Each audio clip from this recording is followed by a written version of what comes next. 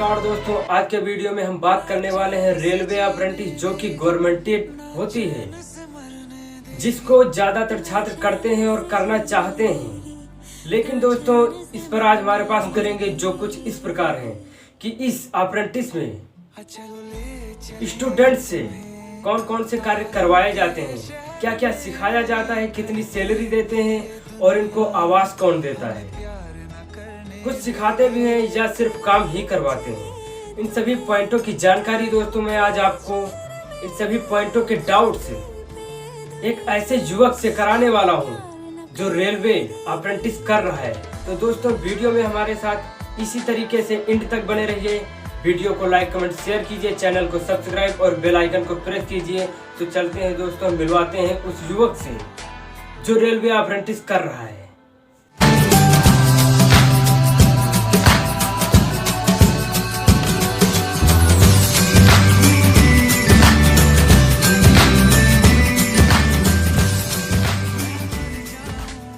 Hello दोस्तों, मेरा नाम अतुल कसेरा है और हम मिर्ज़ापुर यूपी के रहने वाले हैं। और इस समय हम SECR जोन नागपुर से रेलवे में अप्रेंटिस कर रहे हैं। चैनल के कहने पर आज हम अपने अप्रेंटिस ट्रेनिंग का 5 महीने का एक्सपीरियंस आपको बताएंगे। हमें 5 महीने हो गया अप्रेंटिस करते हुए रेलवे में, और साथ ही आपको फॉर्म अप्लाई से लेकर जो है कि ज्वाइनिंग तक का सफ़र पूरा बताएंगे, जो जो हमारा प्रोसीजर रहा। तो उससे पहले हम आपको अपना अप्रेंटिसशिप ट्रेनिंग के दौरान जो जो डॉक्यूमेंट हमारा हुआ वो सब दिखा दे रहे हैं, जिससे आपको यकीन हो जाए कि हम अप्रेंटिस कर रहे हैं। तो चलिए हम आपको डॉक्यूमेंट दिखा दे रहे हैं। सारे डॉक्यूमेंट्स दिखा दो और बता दो कौन कौन से डॉक्यूमेंट्स हैं। आप कॉल लेटर देख लीजिए हमारा कैसा रहता है रेलवे का। और इसके 2 महीने बाद हमारा मेडिकल टेस्ट हुआ, और मेडिकल टेस्ट में जो डॉक्यूमेंट था जो रिसीविंग था वो हम आपको दिखा दे रहे हैं। ये देखिए, ये मेडिकल एग्ज़ाम जब होता है अप्रेंटिस में तो ऐसा आपको रसीद मिलेगा। फिर इसके बाद 16 जनवरी को हमारा अप्रेंटिस ज्वाइनिंग हो गया, ज्वाइनिंग लेटर आया। तो 17 जनवरी से हमारा ट्रेनिंग चालू हो गया, और 1 महीने बाद हमें पहचान पत्र मिला, जो कि हम आपको दिखा दे रहे हैं अभी। ये सब दिखाने के बाद अब हम आपको बता रहे हैं कि हम वहाँ पर 5 महीने हो गया हमें ट्रेनिंग करते हुए। जनवरी 16 जनवरी से कर रहे हैं आप लोगों ने, और आज 18-19 जनवरी है। तो हम आपको बताएंगे कि क्या क्या हुआ। तो जैसा कि आप सभी लोग जानते हैं कि ज्वाइनिंग के बाद जो है कि हमें वहाँ पहले नागपुर बुलाया गया ज्वाइनिंग के लिए। उसके बाद हमें तो दोस्तों जब 17 जनवरी से हमें अपना ट्रेनिंग चालू की है तो हमें वहाँ पर रहने के लिए क्वार्टर भी मिला था, इसलिए हमें रहने के लिए कोई किराए पर रूम नहीं लेना पड़ा था। और ये केवल प्लम्बर ट्रेड वालों को ही क्वार्टर मिला था, बाकी सब ट्रेड वालों को नहीं मिला था। उन लोग को रूम लेकर रहने पड़ता है। तो ये आप मत सोचिएगा कि रेलवे में सभी को क्वार्टर मिलेगा, केवल प्लम्बर ट्रेड वालों को लिए मिला था। और जो हमारा स्टाइपेंड था वो 9,288 रुपये महीने था, और जो स्टाइपेंड आता है वो हर महीने के 14 तारीख को आता है। मतलब जैसे कि अगर आप 1 महीने किए तो अगले महीने के वो 14 तारीख को आपका स्टाइपेंड आएगा आपके अकाउंट में।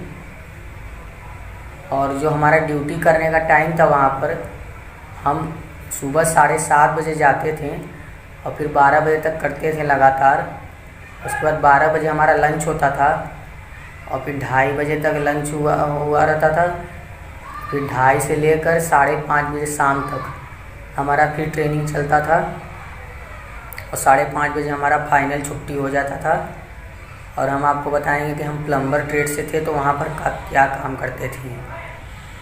तो हम जो है कि वहाँ पर ग्रुप डी के जो कर्मचारी होते हैं उन लोगों के साथ हम काम करते थे। वहाँ पर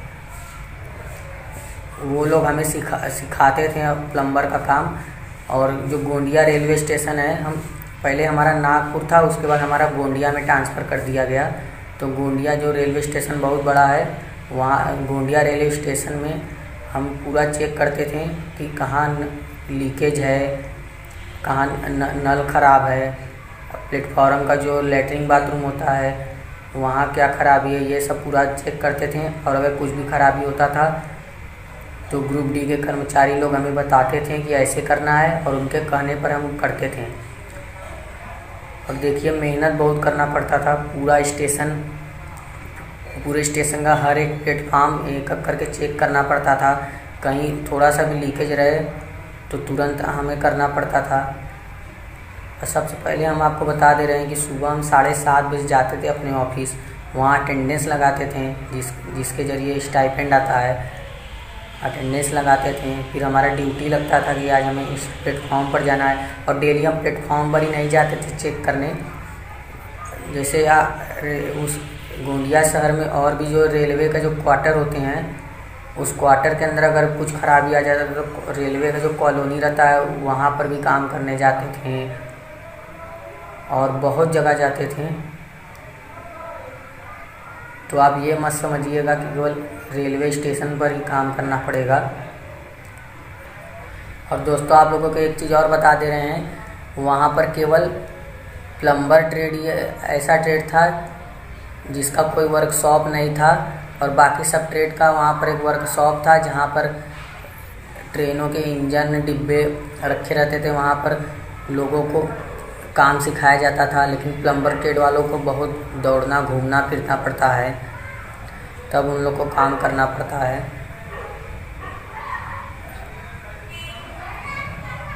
और लेकिन कुल मिलाकर देखा जाए तो हमें वहाँ पर सबसे मेहनत वाला काम प्लम्बर का ही लगा। और केवल काम ही कराते हैं, कुछ सिखाने के लिए तो केवल नाम का है। आपको मेहनत का पूरा काम करवाएंगे, गड्ढा खुदवाएंगे, साफ़ सफाई करवाएंगे लैट्रिन बाथरूम का, स्टेशन का। तो आपको साफ़ सफाई भी बहुत करना पड़ेगा, ये जान लीजिए।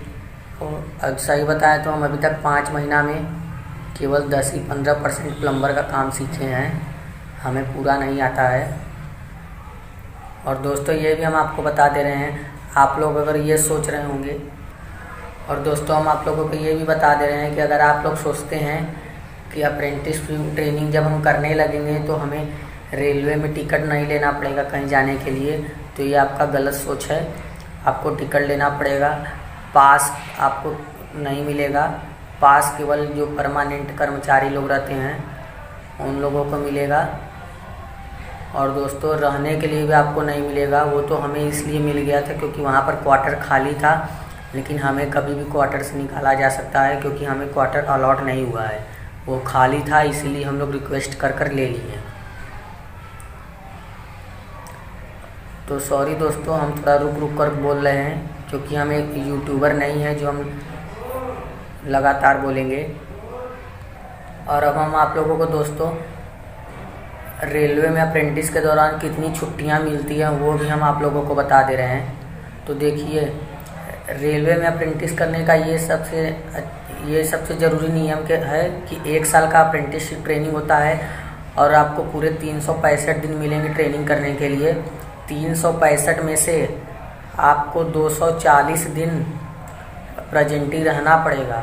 अगर आप 365 में से 240 दिन आप काम नहीं करे रहेंगे वहाँ पर ट्रेनिंग में, तो आप अप्रेंटिसशिप का एग्ज़ाम नहीं दे पाएंगे, जिसकी वजह से आपको 20% जो आरक्षण मिलता है अप्रेंटिसशिप का एग्ज़ाम देने के बाद, वो आपको न तो सर्टिफिकेट मिलेगा, मतलब आप एग्ज़ाम नहीं दे पाएंगे। आपका 240 दिन प्रेजेंटी रहना ज़रूरी है। तो दोस्तों और अब हम बता दे रहे हैं कि आपको कब कब छुट्टी मिलती है। देखिए संडे को तो छुट्टी मिलता ही है, और सभी त्योहारों पर छुट्टी नहीं मिलेगा। जो नेशनल त्यौहार हैं, राष्ट्रीय त्यौहार, उन त्योहारों पर छुट्टी मिलेगा। टोटल कुल 14 त्योहारों पूरे साल भर में हमें छुट्टी मिला है। और 10 CL की छुट्टी जो कि एक्स्ट्रा छुट्टी होती है, ये CL का ऐसा ही नाम, वहाँ पर छुट्टी उस दिन जो छुट्टी एक्स्ट्रा मिलती है उसका नाम CL होता है, जिसको CL की छुट्टी कहते हैं। तो पूरे साल भर में 10 CL की छुट्टी मिलती है। उसको आप चाहे जब यूज़ कर सकते हैं। उस छुट्टी को आप चाहे तो वो 10 CL एक साथ लेकर अपना छुट्टी ख़त्म कर सकते हैं, चाहे एक दो दो करके ख़त्म कर सकते हैं। तो संडे को छुट्टी मिलता है और 10 CL की छुट्टी और 14 त्यौहार पर छुट्टी, और इसके अलावा आपको 15 दिन की मेडिकल छुट्टी मिलती है। जैसे आपका ये 10 CL की छुट्टी ख़त्म हो गई तो आपको 15 दिन का मेडिकल छुट्टी मिलेगा।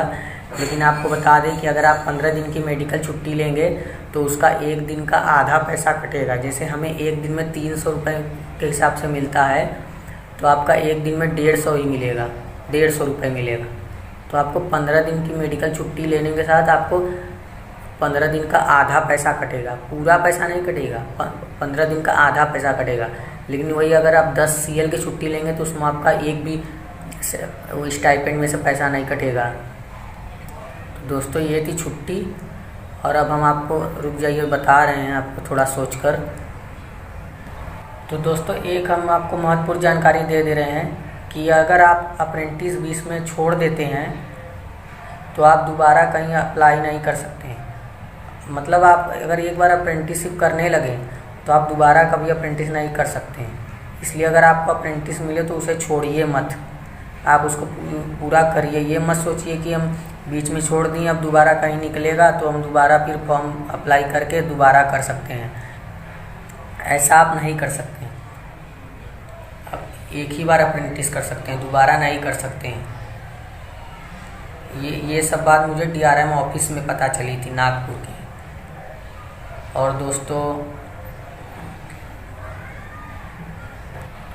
दोस्तों आप अगर जिस दिन ट्रेनिंग करने नहीं जाएंगे, मतलब अगर आप ट्रेनिंग करने एक दिन नहीं जाएंगे तो उस दिन का आपका एक दिन का 300 रुपये कट जाएगा। मतलब आपको अपसेंट नहीं होना है, साइन ज़रूर मारना है। अगर आप पूरा दिन काम किए रहेंगे और आपका अटेंडेंस नहीं लगा है तो आपका एक दिन का 300 रुपये कट जाएगा। इसलिए आपको सिग्नेचर ज़रूर मारना है सबसे पहले ट्रेनिंग करने से पहले। लेकिन दोस्तों सही बताएं तो हमें ट्रेनिंग करने में मज़ा नहीं आता, बहुत मेहनत करवाते हैं, बिल्कुल लेबर की तरह काम करवाते हैं, ये आप समझ लीजिए। ग्रुप D का नौकरी जो है वो पूरा लेबर का ही होता है। और अगर आप ये अप्रेंटिस एक साल करने के बाद आपको अगर नौकरी मिलेगी तो वो ग्रुप D में ही मिलेगी। दोस्तों हम आप ही चाहेंगे जो हम रुक कर बोल रहे हैं। देखिए हम एक यूट्यूबर नहीं है जो आपको हम लगातार बोल सकते हैं, हम थोड़ा सोच कर बोलते ही हैं, इसलिए हमें माफ़ कर दीजिएगा। तो दोस्तों कैसी लगी आप लोगों को ये इन्फॉर्मेशन, कुछ इस प्रकार हम आपको जानकारी दी है। अगर आपको और कुछ भी जानकारी चाहिए तो आप कमेंट बॉक्स में बताइए, तो हम आपको ज़रूर बताएंगे। तो दोस्तों अब इस वीडियो के माध्यम से आपके सारे डाउट्स रेलवे अप्रेंटिस या गवर्नमेंट अप्रेंटिस पर क्लियर हो रहे होंगे। तो हम दोस्तों आशा करते हैं ये वीडियो हमारा आपको बहुत ही पसंद आया होगा।